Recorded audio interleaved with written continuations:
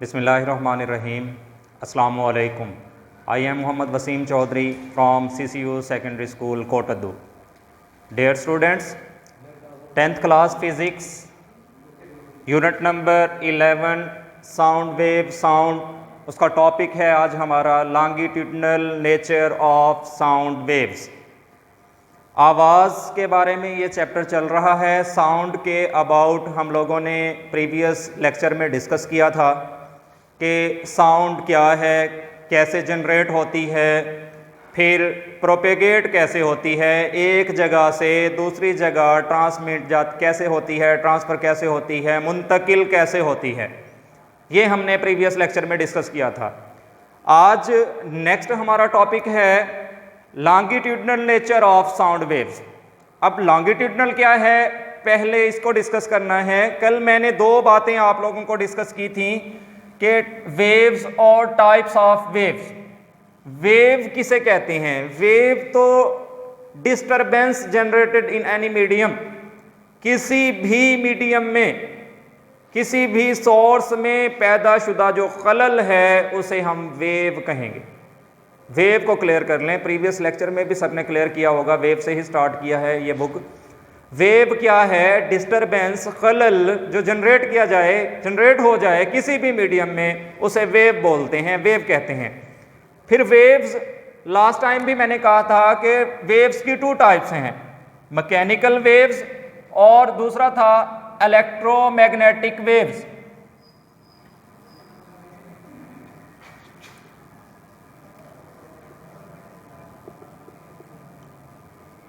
Mechanical waves और electromagnetic waves. अब ये कैसी वेव्स हैं? Mechanical waves, such waves which required a medium for their propagation. ऐसी वेव की टाइप जिनकी प्रोपेगेशन के लिए, जिनकी मुंतकली के लिए, एक जगह से दूसरी जगह मुंतकिल करने के लिए जिन्हें मीडियम की ज़रूरत हो, सोर्स की ज़रूरत हो, वास्ते की ज़रूरत हो, उन्हें मैकेनिकल वेव्स बोलते हैं। और इलेक्ट्रोमैग्नेटिक वेव्स, वेव्स की वो टाइप्स हैं जिनकी प्रोपेगेशन के लिए, एक जगह से दूसरी जगह मुंतकिल होने के लिए किसी मीडियम की ज़रूरत ना हो, उन्हें हम इलेक्ट्रोमैग्नेटिक वेव्स बोलते हैं।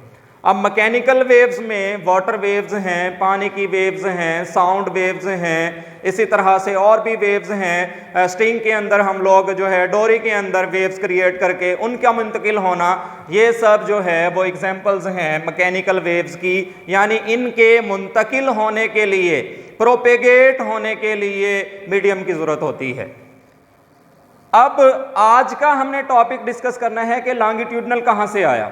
अब मैकेनिकल मैंने क्लियर करा दिया कि ऐसी वेव्स जिनके मुंतकिल होने के लिए, प्रोपेगेट होने के लिए किसकी ज़रूरत हो? मीडियम की।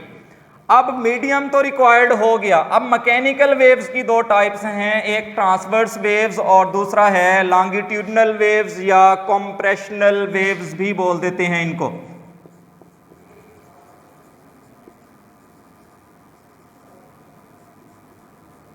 दूसरा नाम इनका कॉम्प्रेशनल वेव्स। अब पहले ट्रांसवर्स क्या हैं? अभी मैंने आपको बताया कि mechanical waves, such type of waves which required a medium, जिनको फॉर देयर प्रोपेगेशन, जिनकी प्रोपेगेशन के लिए मीडियम रिक्वायर्ड हो।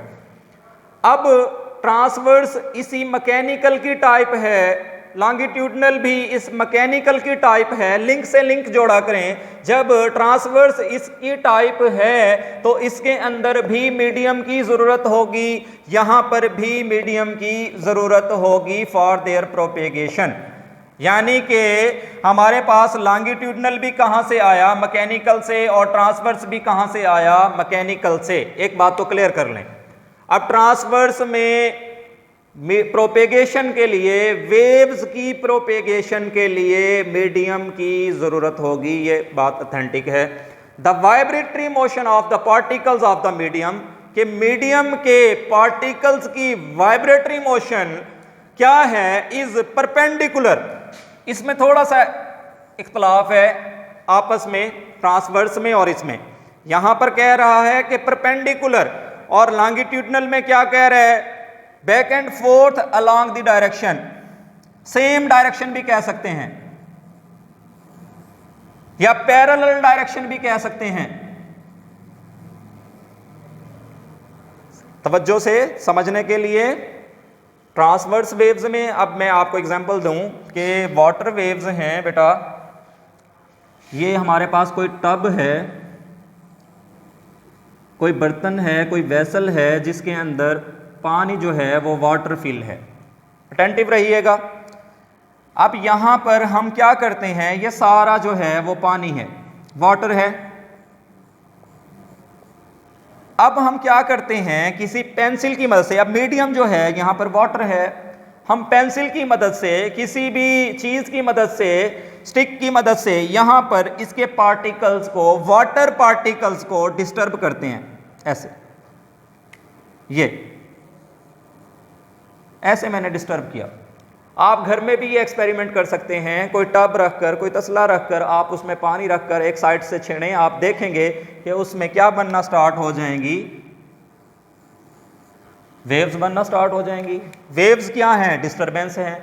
अब तवज्जो कीजिएगा, अटेंटिव रहिएगा। यहां पर पार्टिकल्स जो हैं, वाटर पार्टिकल्स जो हैं, वो अप एंड डाउन मूव कर रहे हैं, ऐसे। गौर कीजिएगा।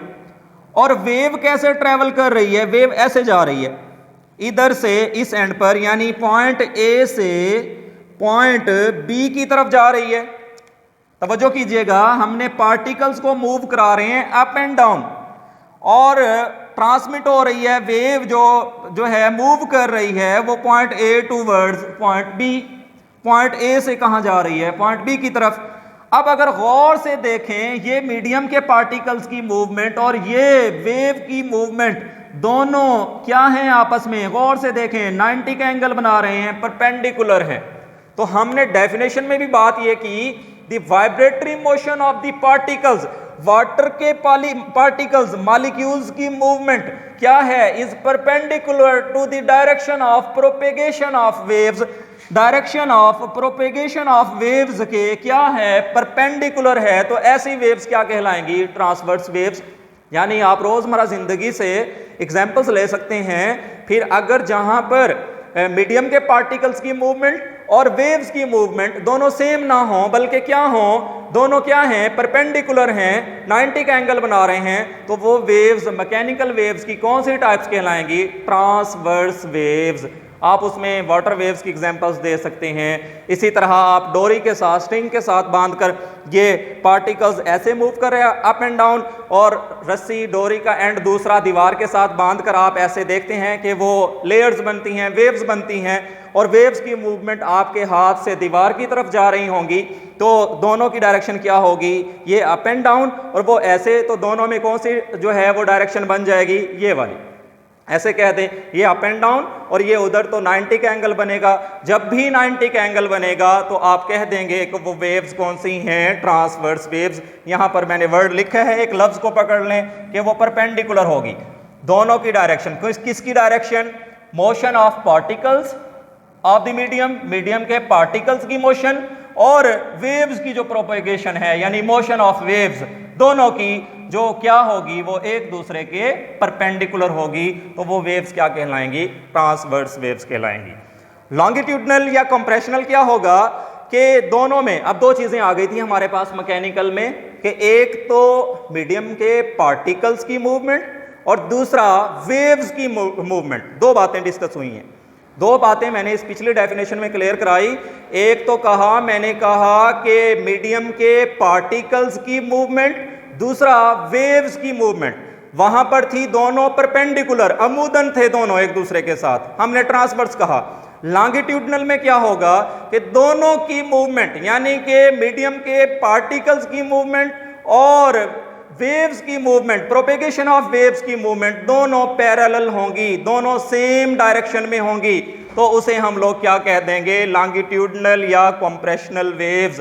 अब साउंड को हमने इसी तरह टॉपिक से रिलेट करना है। लॉन्गिट्यूडनल नेचर ऑफ वेव्स, यानी जो हम बोल रहे हैं साउंड वेव्स हैं, वो भी क्या होगा कि आवाज की जो वेव्स हैं, इनके मीडियम के पार्टिकल्स की मूवमेंट और वेव्स की मूवमेंट दोनों सेम डायरेक्शन में होती हैं, दोनों पैरेलल डायरेक्शन में होती हैं। उसकी एग्जांपल्स भी देता हूँ।